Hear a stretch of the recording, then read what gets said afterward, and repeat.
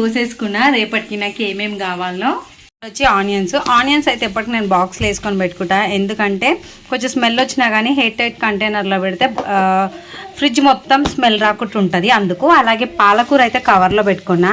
So ఈ కవర్లోనే పాలకూర ఉండే, అందుకని పెట్టేసుకున్నా. అండ్ అలాగే వచ్చేసి ఇక్కడ అయితే ఎగ్ ఫ్రై అయితే వేస్తున్నాను అనమాట. ఎందుకు అనంటే దీని కాంబినేషన్గా పప్పుచారు ఉంది. సో పప్పుచారు ఉందన్నమాట.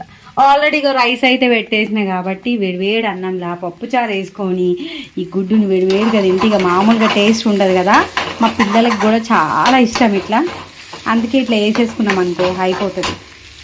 ఆమ్లెట్ వేసినాం అనుకో, నాకు చిన్నగా వచ్చింది, నాకు నా ఆమ్లెట్ పెద్దగా ఉంది, నాకు అట్లా వచ్చింది ఇట్లా వచ్చింది అంటారు.